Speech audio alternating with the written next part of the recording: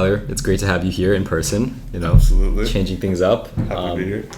Glad. I'm happy to be here too, man. And doing a podcast in person is just like so much different than doing it online. Yeah. Because it's like when you talk, I'll start talking because it'll be like on a different wave, like a different delay, and then here it's like I know exactly when you're talking, which is nice. But today we're talking about stories, right? But not just any stories.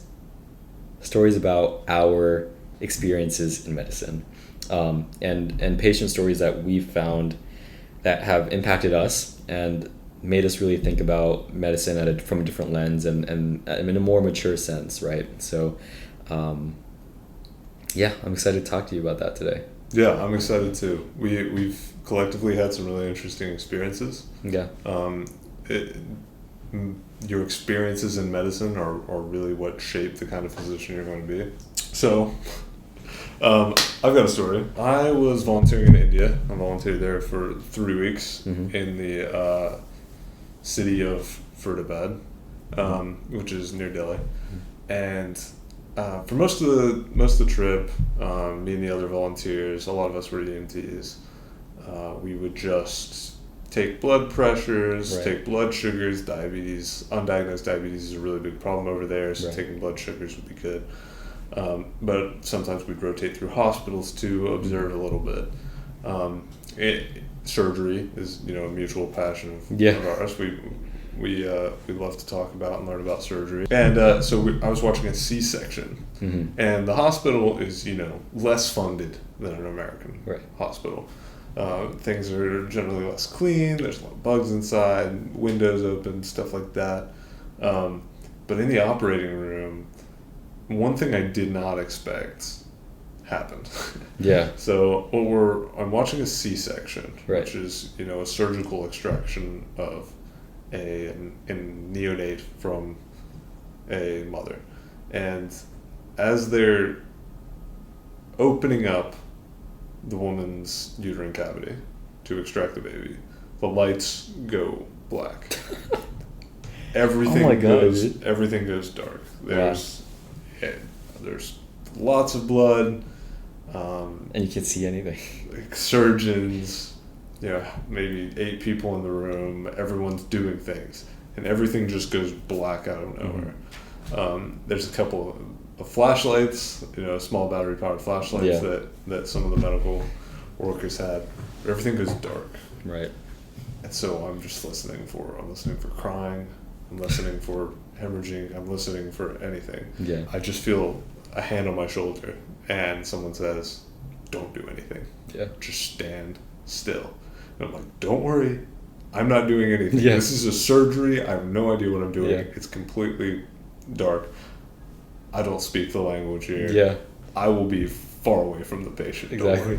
And they were talking about this like it's happened before, right? Like it sounded like they were very confident about it. Yeah, actually, it wasn't even the only time it happened that day. I later watched a laparoscopic appendectomy, and the power also went out. The same day. Yes, the same day. No, they knew what was going on. The power goes out.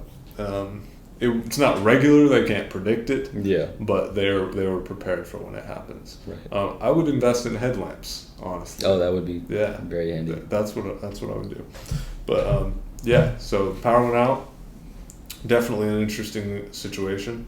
I think if there's anything to be learned from it, other than headlamps are a good investment if you're a doctor in that hospital, is that medicine there's no page in the textbook for what to do when the power goes out during a C-section. Yeah. Medicine's unpredictable. We always get cases that there's no textbook to describe. Yeah. Something I like to think about, we like to think about holistic medicine. We like to think about mental health. You can't write a textbook page on a person. Yeah. Each person has their own autobiography. Each patient that you ever work with has their own story, their own thing.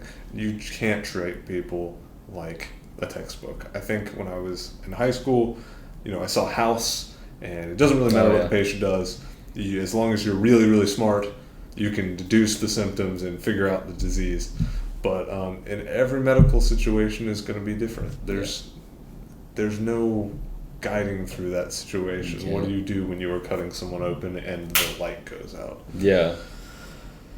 It's really interesting because we think about like this kind of brings me back to like the idea like where you only require so many things to do medicine, right, or to perform medical procedures, and we're at this one end where technology is so advanced that we have all these ways to make things easier and methods like that. And then we have this other section where it's like the power is going out. Like, you know what I mean? And while it's not out for the entire day, it's like the fact that it is going out is like a very interesting thing of like thinking about this range of medical practice that is happening right now in the world. Like, I'm sure a doctor in that situation could talk to a doctor in this situation, and I think that would be a very interesting conversation to see how they do things differently to adapt to their particular situation, right? Like, it's just for the same procedure too. It's absolutely. Really, oh my gosh! Like here we have all these prepackaged, like gauze. Like the main thing I do when volunteering, whether it was in Peru, Indonesia, India, is cutting gauze. Yeah. Because you use a lot of it. Yeah. And you have to sterilize it. So I've worked with machines where you like literally sterilize the gauze that you cut. And here everything's like prepackaged. Right. In places with less resources and different systems, like the solutions they come up with are crazy. Yeah. Like they come up with so many different things. Yeah. You know, all the way from sanitizing wounds with vinegar when you run out. Yeah. You wouldn't do that here. We'd never run out, probably. Yeah, exactly. But it's amazing to see the kind of things that people do all over the world, and it's a nice reminder that the U.S. isn't in a bubble. Right. Like, it's not the only country on the planet. It's not the only healthcare system in the world. Yeah. And most people are not in the U.S. Exactly. You have to use foreign healthcare system. Exactly. Or get to use foreign healthcare systems. Regardless of what you have, medicine needs to be practiced. Yep. Like, no matter what. People are always needing medical attention. And if you have the supplies, great. If you don't, figure something out, right? Like, you don't, like, I guess that's the option. That's the only thing that you could do.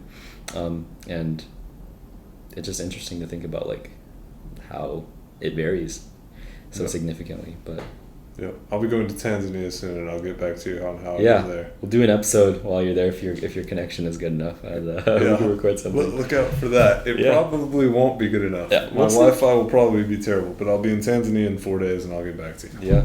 Yeah. So you can move on to your story. I'm looking forward to hearing your experience. Yeah. So this story, I guess, is a little more heavy-handed. And just as a little disclaimer, it does involve death. It involves suicide, so just disclaimer for those that are listening. And so we all know the importance of mental health and the importance of having a good focus in mental health. And there's a lot of stuff on social media now and preventing people from getting to the place where they feel like they have no other option, right? And getting to that point is what we want to prevent. But it's different when you experience that, right? If you see someone at that point where they are at that point where they don't think that there's any other option. And I think that experience was a very big one that stuck with me. And we're both EMTs. Definitely have seen a lot of crazy things being an EMT, I'm sure you can admit. But this one in particular was one that like was completely unexpected. Well, I get most EMS cases are completely unexpected, but we were. It was late night. It was, I would say, around like 10 p.m. and we were driving down a road, kind of more in the countryside, and you have to travel pretty far to get places and stuff. So very much in the coastal plains. Exactly. North Carolina. Right, and so the call took us like a while to get there, but. When we get there, you see the police sirens, like everything going off, and so like what happened? We're like on this random road. We're not even at a house. And I was like, why are we not even at a house? And we get out. I walk out with the paramedics, and there's a car way out in the distance pulled out to the side of the road, and there's a police car right behind it. And so we're walking to that car up ahead, and I'm like, why is no one walking urgently? Like, why are people like just strolling over? Like, it could be something extreme. but when we get there, I realized why. Right, there was a man in there who had was obviously dead, and you could see like kind of blood, and I don't want to describe it in way too much detail for sure, but you can kind of see like blood like on the side of his face, and talking to paramedics, we realized that he had actually shot himself in the head, kind of, and you could see like how that happened, right? And that image is an image that I don't think I'm gonna get out of my head, because of how unexpected and how explicit it really was, right? And what had actually happened was he was drunk driving through those country roads and was getting pulled over by a cop. So he pulls over into the side road as the policeman is coming out to talk to him. He decides he's had enough, and he shoots himself in the head and dies like instantly, right? And it's like, wow, right? I could imagine. I mean, I couldn't imagine how it was for that cop in that situation, right? Like you're just doing your routine call, right? And you're walking up to the person, and gunshot. Like that must have been definitely insane. But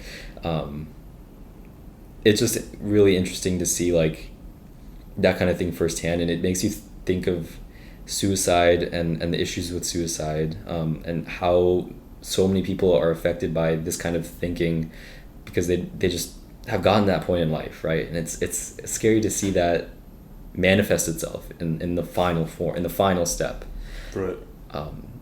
And you start thinking, right, like what could I have done, what could people have done to prevent this from happening? Yeah. And it's like, what? I don't know. I don't know. I mean, the people in his life probably for the rest of their lives are going to feel like they did something wrong, right? They're going to feel the guilt, like, oh, what if I did this thing differently? Right. And it's just such a sensitive topic, I think, to talk about, but definitely something that is really important to think about in society now and going forward. Yeah, I mean, some parts of that story that really resonate with me is just like it's not a movie. Mm-hmm. There's no like leading up scene. Yeah. There's no change in music or lighting that indicates when you're walking up to this car, something bad is going to be there. Yeah. It's just that the rest of the world, like outside of a scene, is normal. Everything is totally normal. There's no, like I said, it's not like a movie where there's a change in atmosphere that's been intentional. You don't know until you see what's happened. Yeah. How, like you said, explicit. Right. It is, and also like just, I've seen some similar situations, and it's like, that person has a whole other life. Like now they're the coroner's job, and it's your job to document basically what you see. But I mean, that person spent years interacting with different people, right? With all kinds of different people, with different roles in their life. Exactly. Yeah. What could their community have done to prevent that? Yeah, that's the question, right? That's what we're trying to do now, I think, in societies, is focus on preventative. Like, what could we do to prevent it? Because after you get to that point, like, there is nothing to do.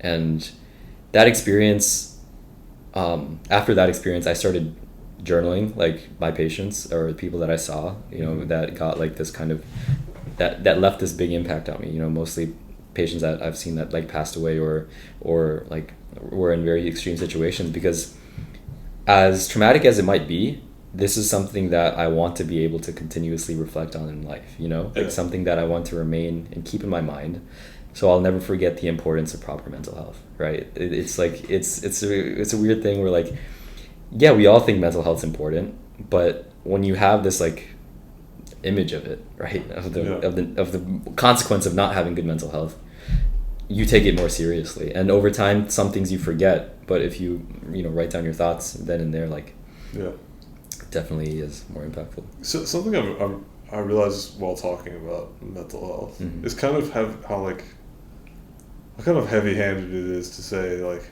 we can't forget the importance of mental health. But like that, what does that really mean? And I think that one of the reasons it's difficult to talk about it and what it really means to have good mental health and to realize the importance of mental health is that it's just so different for everybody.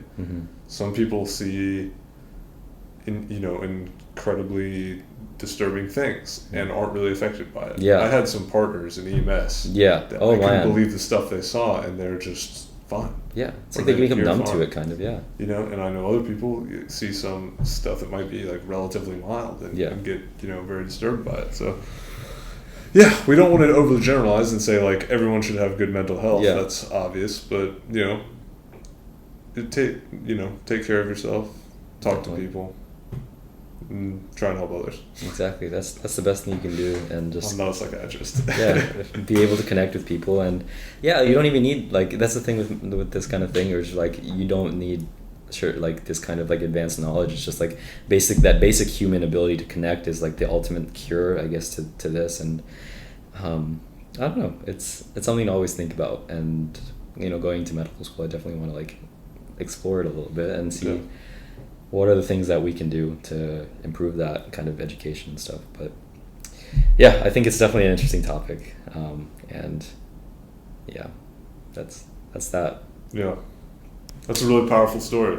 It's definitely something I'm going to think about for a long time, because even though I didn't know that person, like the fact that I witnessed or watched, I saw him in that state was very impactful and will influence my thoughts with other people and into the future. So hope you guys like this. We have lots of more stories. We're not in medical school yet, but definitely lots of clinical experiences that we'd love to talk about. And if you enjoyed this one, let us know and we'll tell you some more. So again, thanks for listening. I hope you enjoyed listening to our conversation, and thank you so much for listening. If you love Medspectives, be sure to follow us on Spotify, drop us a review on Apple Podcasts, and share this podcast with your friends. It really helps us grow, and I'd really appreciate it. Thank you so much, and I'll see you next Monday.